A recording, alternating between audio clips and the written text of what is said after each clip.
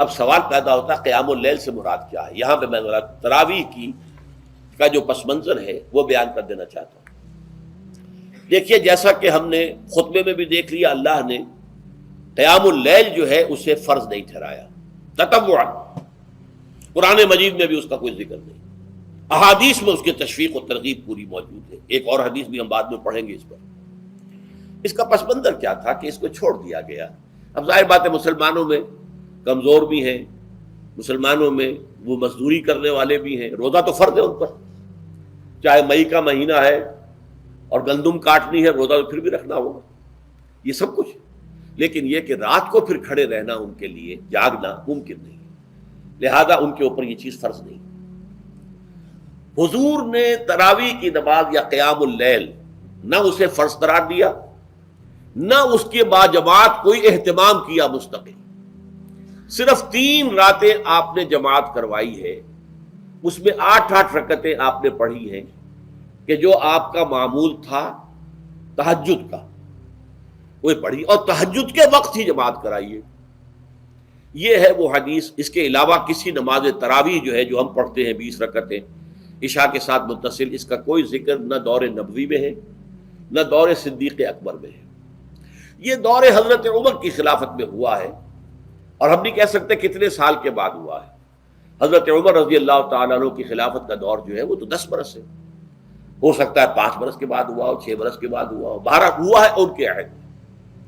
حضرت عمر ایک مرتبہ مسجد میں داخل ہوئے، مسجد نبوی میں، تو دیکھا کہ کچھ لوگ 8 10 12 جو ہیں وہ ایک جو ہے حافظ کے پیچھے کھڑے ہوئے اور قرآن سن رہے ہیں، کچھ دوسرے کونے میں کھڑے ہیں، کچھ کہیں اور کھڑے ہیں، مختلف جماعتیں ہو رہی ہیں۔ تو انہوں نے سوچا کہ کیوں نہ ان سب کو ایک امام کے پیچھے جمع کر دیا جائے، اور اس کے لیے لوگوں کی سہولت کے لیے عشاء کے ساتھ متصل رکھ دیا جائے، اس لیے کہ تہجد کے وقت اٹھنا جو ہے وہ تو ہر کس و ناقص کا کام نہیں ہے، کہ عشاء کے بعد اگر تھوڑا سا اضافی وقت ہو صرف، تو یہ ہر شخص کر لے گا، مزدور بھی کر لے گا۔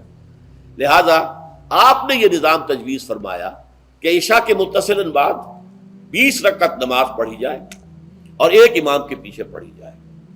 یہ گویا کہ اجتہاد ہے حضرت عمر رضی اللہ تعالی عنہ، اس کو آپ نے خود بدعت بھی قرار دیا ہے، لیکن بدعت حسنہ۔ بدعت کس اعتبار سے؟ لغوی اعتبار سے، نئی بات، اس لیے کہ حضور کے زمانے میں نہیں تھی، تو یہ اس طریقے سے ایک نئی بات ہے۔ لیکن یہ بات چونکہ بہت اچھی ہے، بہت عمدہ ہے۔ آپ جب یہ نظام چل پڑا تو ایک دن مسجد میں آئے، دیکھا کہ بڑی بھری مسجد ہے، صحابہ کھڑے ہیں اور ایک امام کے پیچھے قرآن سن رہے ہیں۔ آپ نے فرمایا نعم البدعۃ ھذہ، یہ جو ہم نے نئی بات شروع کی ہے یہ بہت اچھی ہے، بہت عمدہ ہے۔ اب یہاں سے فرق واقع ہو گیا ہے۔ ایک تو اہل تشیع جو ہے وہ تو ویسے ہی حضرت عمر سے بہت دشمنی رکھتے ہیں، عناد رکھتے ہیں، تو حضرت عمر کے اجتہادات سے انہیں نفرت ہے، انہیں دوری ہے، چاہے وہ کوئی سا بھی حضرت عمر کا اجتہاد ہو۔ ہمارے ہاں اہل حدیث حضرات بھی در حقیقت حضرت عمر یا کسی اور خلیفہ راشد کے فعل کو وہ سمجھتے ہیں کہ یہ ایگزیکٹو آرڈرز ہیں، یہ ہمیشہ کے لیے نہیں ہے۔ حضرت عمر نے اپنے دور میں ایک نظام قائم کیا، ان کے دور کے لیے ٹھیک تھا، یہ ہمیشہ کے لیے نہیں۔ ہمیشہ کے لیے وہ 8 ہی رکعتوں کے قائل ہیں، وہ تہجد والے، لیکن اس میں بہرحال انہوں نے بھی خود یہ اضافہ کیا ہے کہ وہ 8 رکعتیں وہ عشاء کے ساتھ متصل پڑھتے ہیں، تہجد کے وقت تو نہیں پڑھتے۔ اور حضور نے تو صرف 3 روز جو ہے وہ کرائی تھی جماعت، وہ لوگ 30 دن یا 29 دن پڑھ رہے ہیں، تو اضافہ تو انہوں نے بھی کر دیا، وہ نظام میں تبدیلی تو ہو گئی۔ لیکن اہل سنت جو کہلاتے ہیں، ہمارے جو 4 جو ہیں، جو ہمارے مسلک ہیں، حنفی، مالکی، شافعی، حنبلی، ان کا اتفاق ہے اس پر حضرت عمر کا، کیونکہ ان کے سامنے اصول یہ ہے کہ حضور نے فرمایا علیکم بسنتی وسنت الخلفاء الراشدین المہدیین، تم پر لازم ہے کہ میری سنت کو پکڑو مضبوطی کے ساتھ، اور میرے خلفائے راشدین مہدیین جو ہیں ان کی سنت کو پکڑو۔ اس اصول سے یہ چاروں فقہیں جو ہیں حضرت عمر کے اجتہادات جو ہیں ان کو بھی پابندی سمجھتے ہیں کہ تمام عمر کے لیے، قیامت تک کے لیے امت مسلمہ پر ان کی پیروی لازم ہے، لہذا اس میں اجماع ہے۔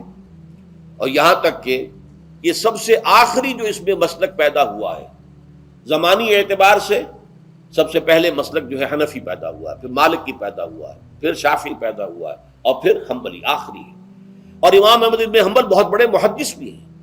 مسند احمد ابن حنبل جو ہے وہ بہت بڑی کتاب ہے، بہت اہم کتاب ہے، جامع کتاب ہے. تو ان کے ہاں بھی 20 رکعتیں ہیں.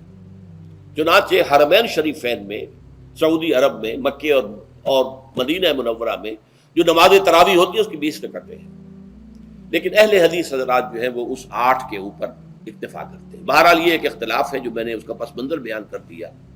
لیکن اس 20 رکعت نماز سے ادا کرنے سے، جو کہ زیادہ سے زیادہ 50 منٹ یا 1 گھنٹہ لگتا ہے، اس سے وہ قیام اللیل کا حق ادا نہیں ہوتا. قیام اللیل کا تو کچھ اور ہی تقاضا ہے. قیام کسے کہتے ہیں؟ یہ سورہ مزمل سے واضح ہوتا ہے. یا ایھا المزمل قم اللیل الا قلیلا نصفہ او انقص منہ قلیلا او زد علیہ ورتل القرآن ترتیلا. آدھی رات یا آدھی رات سے کچھ کم، یعنی تہائی رات، یا آدھی رات سے کچھ زائد، 2/3 رات، یہ ہے قیام اللیل. چنانچہ سورہ مزمل ہی کی آخری آیت جو دوسرا رکوع مشتمل ہے جس پر، اس میں صاف کہہ دیا گیا ان ربک یعلم انک تقوم ادنی من ثلثی اللیل ونصفہ وثلثہ وطائفۃ من الذین معک. اے اللہ کے نبی، اللہ خوب واقف ہے کہ آپ بھی اور آپ کے ساتھ ایک جماعت بھی رات کو کھڑی رہتی ہے، 2/3 رات یا آدھی رات یا 1/3 رات. تو یہ سارا معاملہ جو ہے قیام اللیل کا، گویا کہ کم سے کم 1/3 رات پر اس کا اطلاق ہو سکے گا، یہ نہیں کہ 1 گھنٹے. اب اس کے ضمن میں دیکھیے حدیث پڑھیے. تیسری حدیث ہے ان عبداللہ ابن عمرو ابن العاص رضی اللہ تعالی عنہ. یہ وہی عبداللہ ابن عمرو ہے جن کی میں نے آپ کو حدیث پہلے سنائی ہے. یہ ساری رات کھڑے رہتے تھے، پوری رات، اور ہر روز روزہ رکھتے تھے، جس پر حضور نے منع کیا، لا تفعل، مت کرو ایسا. رضی اللہ عنہما، یہ خود بھی صحابی ہیں اور ان کے والد عمرو بن العاص بھی صحابی ہیں. ان رسول اللہ صلی اللہ علیہ وسلم قال، کہ اللہ کے رسول صلی اللہ علیہ وسلم نے فرمایا الصیام والقرآن یشفعان للعبد. روزہ اور قرآن بندے کے حق میں شفاعت کریں گے. یقول الصیام، روزہ یہ عرض کرے گا اللہ کی جناب میں، اے رب پروردگار، انی منعتہ الطعام والشہوات بالنہار، میں نے تیرے اس بندے کو دن کے دوران کھانے پینے سے اور اپنی شہوت کا تقاضا پورا کرنے سے روکے رکھا، یہ میری وجہ سے روکا رہا، تو میری شفاعت اس کے حق میں قبول فرما. فشفعنی فیہ، میری شفاعت اس کے حق میں قبول فرما. ویقول القرآن، قرآن کیا کہے گا؟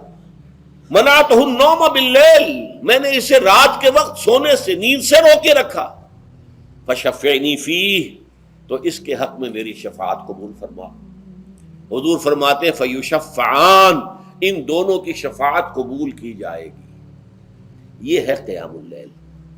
یہ قیام اللیل صرف تراویح کی نماز سے جو پڑھ لی جاتی ہے، اور ہمارے ہاں تو یہ ہے، وہاں کم سے کم یہ تو تھا، صحابہ کرام کھڑے ہوتے تھے تو جو قاری پڑھ رہا ہوتا تھا وہ ان کے دل میں اترتا جاتا تھا، اس کا مضمون اور مفہوم جو ہے ان کو معلوم ہے، لہذا وہ اس کی زبان سے نکلا ہوا ہر لفظ ان کے قلب کی گہرائیوں تک اتر رہا ہے. یہاں تو یہ ہے پیرٹ لائک حافظ ہے، اسے خود پتہ نہیں میں کیا پڑھ رہا ہوں. اکثر حفاظ جو ہیں وہ عالم تو نہیں ہوتے، اور جو سن رہے ہیں انہیں کچھ پتہ نہیں ہم نے کیا سنا ہے. تو ٹھیک ہے، کم سے کم ثواب تو انہیں ملے گا کہ انہوں نے وقت نکالا ہے، 1 گھنٹہ ہی اضافی صحیح، لیکن بہرحال اس کا وقت تو انہوں نے نکالا ہے، محنت کی ہے، کھڑے رہے ہیں، ثواب ملے گا. لیکن جو مقصد ہے وہ حاصل نہیں ہوتا. اس مقصد کے حصول کے لیے اول تو قیام اللیل کی کم سے کم مدت 1/3. اگر کوئی شخص فرض کیجئے کہ اس کے ہاں کوئی اور انتظام نہیں ہے، جیسا کہ ہمارے ہاں ہم نے انتظام کیا ہے، بڑے بڑے شہروں میں دورہ ترجمہ قرآن، اس میں ہمیں 5 گھنٹے لگ جاتے ہیں، نصف شب کے قریب جو ہے معاملہ ہو جاتا ہے.